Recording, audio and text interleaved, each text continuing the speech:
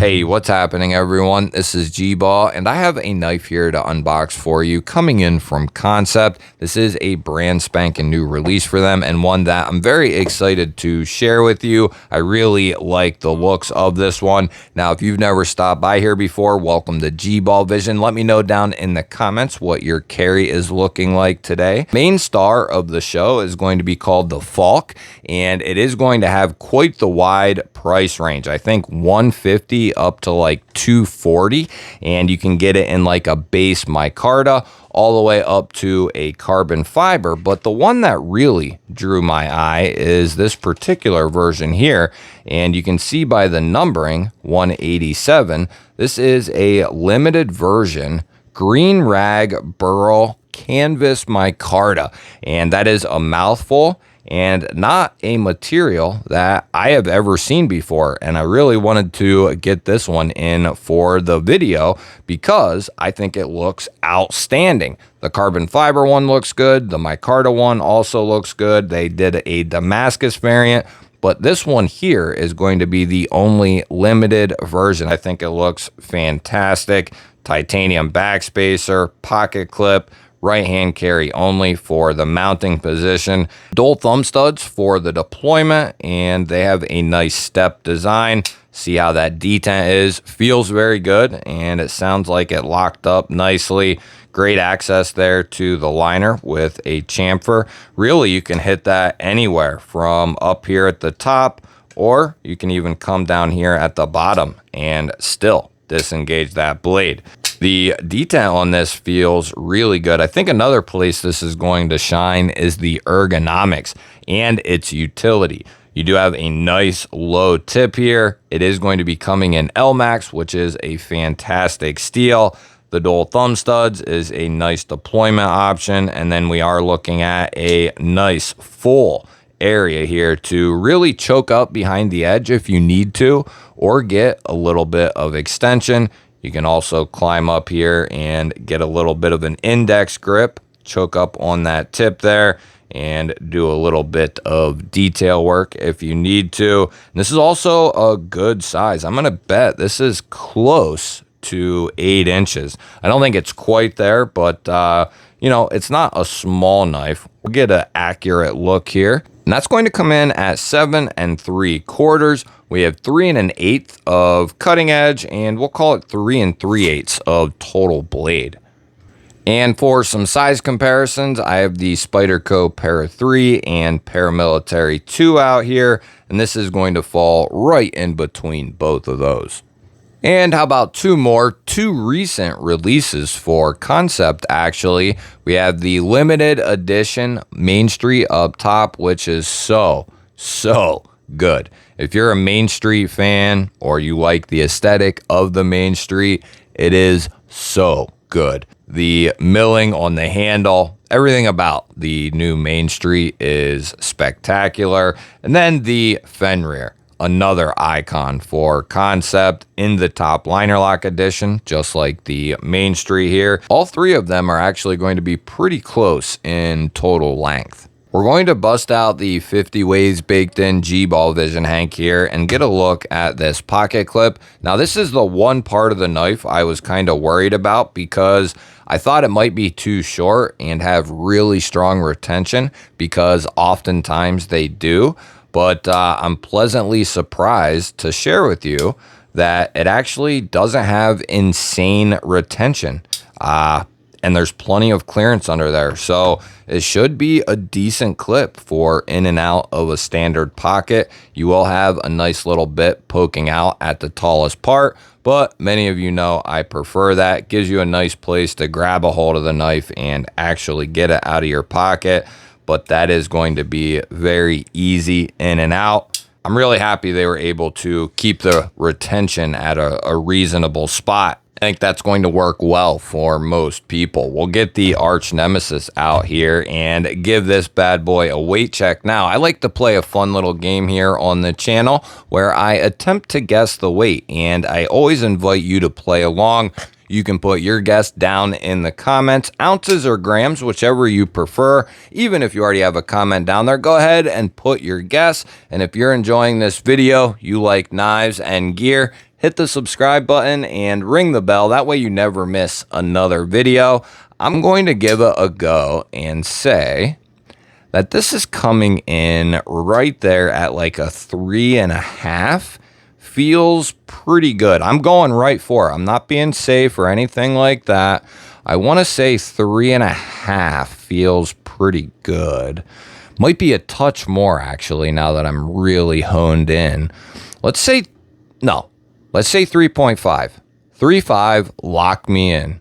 Lock me in. Oh no! I was going to say 3.6. Damn you! See, I said I really felt it in my soul. It might be 3.6. But then they always say go with your first inkling. But, that's why it's the arch nemesis. There's no way to beat him. For those of you driving, 3.7 is what it says, and 106 grams. I'll take it though. 0.2, not too bad. We'll grab the calipers here and get a couple of measurements on the handle and blade. This is just a measuring tool, and this is 0.51 and 13.1 millimeters. Nice healthy thickness on the handle. Our blade stock is 2.96 millimeters, 116 thousandths. That is the thickest part of the blade. And now we'll get a BTE measurement. That is the behind the edge. And that'll tell us a little bit of information, very valuable information. And we can come a little lower. And this gives us very valuable information. And that's going to come in right there at 24 thousandths directly behind that edge. Let's see how this cuts out of the box. One thing I gotta say as well is I love, the asshole I'm talking about in this particular video probably won't be watching any further videos. Maybe he will. He probably will, actually. Probably can't help himself. But someone to come onto someone else's channel for, who hasn't been around long at all. Not at all. And to think they know what that channel has done its entire life. To act like I've only ever cut paper is just hilarious at this stage of the game. But there's been many times where when we used to test edges, I would do paper and cardboard and a little bit of rope and stuff like that just to show how it cut through those materials. But I don't have a constant stock of that type of stuff. And, most people, unless you guys tell me otherwise, I've typically always done what the viewers wanted to see. My thoughts on the given knife, exact measurements, weights, all that type of stuff that we go over from tip to butt. That has all been through design and just viewer request on, what you guys want to see, the best way I could do it and combine everything. But if more of you would like to see, in the edge test, edge check portion out of the box, if you want to see more than just, some paper, feel free to let me know.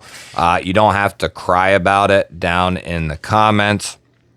I have done lots of videos on testing various steels from various companies. I've also incorporated in many of these types of videos cutting a variety of different things. But it didn't seem like it was something that was necessary to do. However, if, more people want to see me, bring on a piece of cardboard, maybe some paracord or something like that, I have no problem with that, especially when it's asked in a reasonable way. Like, hey, GBall, you think, you could add in some other materials, blah, blah, blah, like whatever. Hell yeah, dude. I'll see what I can do. Am I going to do like Stasa level of testing? I don't have the ability to do that either. I just don't have the setup for it, not to film it, not to do any of that. But it seems like he has a decent sized garage. You know, I have two young kids who, you know, it would just be a disaster. Someday, maybe, right? Someday, maybe. But otherwise, something like this where we can check it across a couple different materials, I am all game for something like that. If it is something that you guys, the majority, want to see, that is what I've always done. And, you know, that's what I always will do is, you know, what you guys, the majority, want to see. And I try to fit it all in there like the hardware check. There was a time we didn't do that. And a lot of people over time asked me to check the hardware to see what it is. And it's something, you know, that has been added in at the tail end of the video. And that is your daily reminder to check your hardware on your pocket knife, because both of those actually needed a little bit of tightening up. And so did that one there. T8 for the body. And actually going to be T8 for the pocket clip as well. So that is excellent news. Good job, Kansept. Not slack-a-lackin'. T8s all the way around. That is exactly what I want to see. I like this design. It's not going to be for everyone. Nothing is. There's no design out there that is for everyone. But I like the layout. I like the lines of this knife, the ergonomics of it. Fits my hand very, very well. Now, if you have a little bit smaller hands, I could see this maybe being an issue. But the way I like to rest my hand, at least in a standard grip, I have this entire area here for my index finger to judge, you know, do I need to be close up for more control? Can I just do it with a quick cut like that? You know, it just gives me the ability to adjust that index finger. My other three fingers are falling back here, no matter what.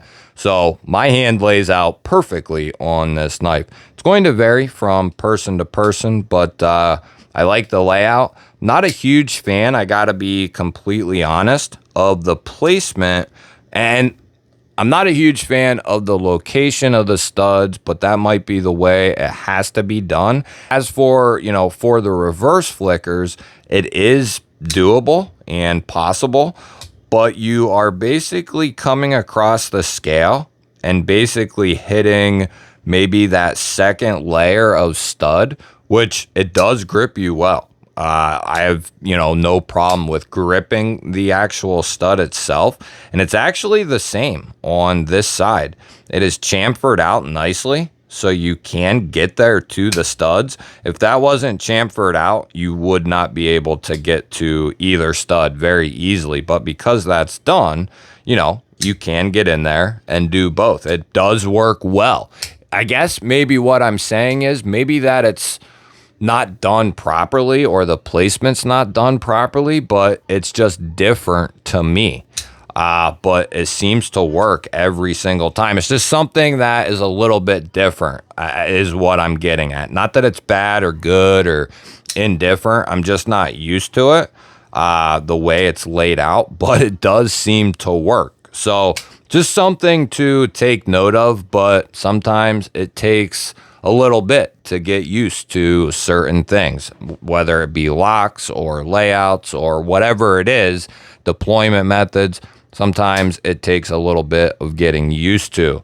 But we have checked everything. We've gone over everything except for that lock, and that's going to be sitting at about 50% there. We'll go ahead and we'll get the spine whacker out here and we'll see what this thing is truly made of. Centering is on point. There's no detent lash with this guy. That is excellent. No pivot lash, no movement there. And then as far as lock rock on just a soft open, we have no movement up and down and none side to side. Start showing that lock bar and liner.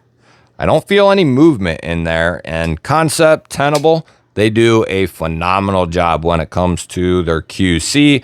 Let's go ahead and we'll start off with a light tap out there towards the tip. That puts a ton of stress on our lock. We'll see where we're at after this first go, and that went well. Let's go ahead, we'll give it another. We're not doing this to see if you can hammer a nail into a tree with the spine of your blade or build your house or do anything else with it other than make sure that this is going to hold up in case of accidents, right? That is how it goes. And a couple of good single shots there. We're going to give it a double one for good measure.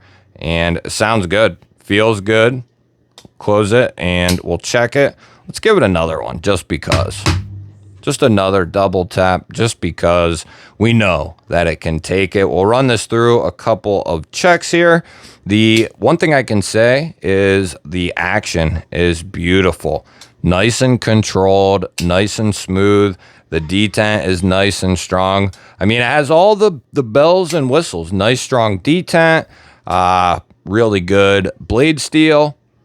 I like the blade style, the ergonomics on it. Love this little harpoon area. It's a unique knife. There's just no other way to say it. And I'm a big fan of the micarta they used on this. The canvas micarta. Some really, really good looking stuff, especially with that titanium clip there. Really a good looking pocket knife. You'll have to let me know what you think of the Falk down in the comments. I always look forward to hearing from you. I will have a link to Kansept's website and Tenable's website down in the description. I will also have discount codes down there as well. Do me a solid, hit the thumbs up button, and if you want to make sure you never miss another video, again, hit the subscribe button and stab the bell. I'll have a couple of new videos popping up you haven't seen yet. Go check one of them out. Have an awesome day. Thanks for watching. Catch you on the next one.